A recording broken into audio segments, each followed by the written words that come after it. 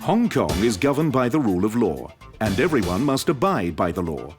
The enactment of new legislation and the amendment or abolition of existing laws are subject to the scrutiny and approval of the Legislative Council. Bills can be introduced by the government or a council member, in accordance with the requirements of the Basic Law. After going through the three-reading procedure, a bill will become a piece of legislation. To better understand how the lawmaking system works, let's take the Pesticides Amendment Bill 2013, passed in the first legislative session of the current term, as an example. Pesticides are commonly used at home and in public places for pest control. They are also used in gardening and agriculture for enhancing the quantity and quality of products. For Hong Kong to comply with international conventions on the control of pesticides, namely the Stockholm Convention and Rotterdam Convention, the government proposed to amend the Pesticides Ordinance as early as 2007. On the 12th of July 2011, the government submitted the proposed amendments to the Panel on Food Safety and Environmental Hygiene of the 4th Legislative Council for discussion. The government then introduced a bill in the current term of the Legislative Council to amend the Pesticides Ordinance. The Pesticides Amendment Bill 2013 was first published in the Gazette. Thereafter, the bill was introduced into the Legislative Council to go through its three readings. 2013年除害劑修訂條例草案 At the council meeting, the clerk to the Legislative Council read out the short title of the bill, which marked the completion of the first reading. The Secretary for Food and Health, who was in charge of this bill, moved a motion for the second reading of the bill. 我謹動議二讀2013年除害劑修訂條例草案。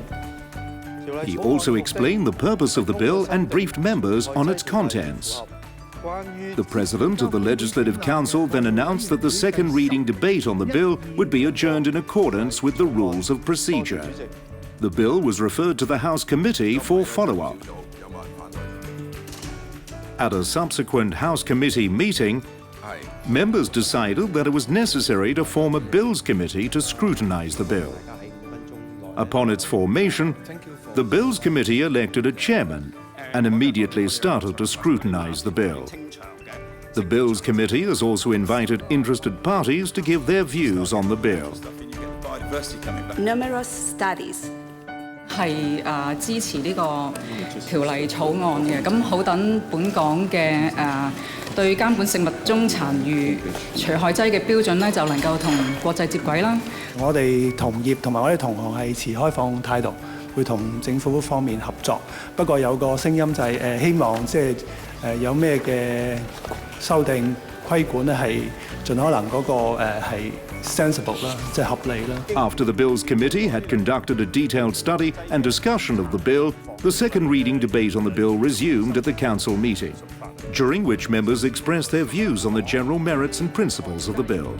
委員亦認為政府當局有需要加強監察同埋推廣除害劑嘅安全及正確使用。咁香港作為一個國際社會咧嘅一份子，遵守有關國際公約係理所當然。香港政府自己喺路邊或者喺呢個嘅學校使用呢個嘅除害劑咧，啲學生係全部不知情，有時連學校都不知情嘅。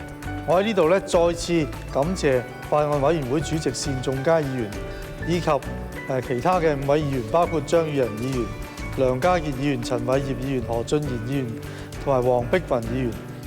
喺過去5個月咧，就住條例草案相關嘅政策同埋內容進行咗詳細嘅討論，並對進一步促進安全同埋正確使用除害劑提出咗好多嘅寶貴意見。現在各位提出嘅待決議題係2013年除害劑修訂條例草案，予以二讀。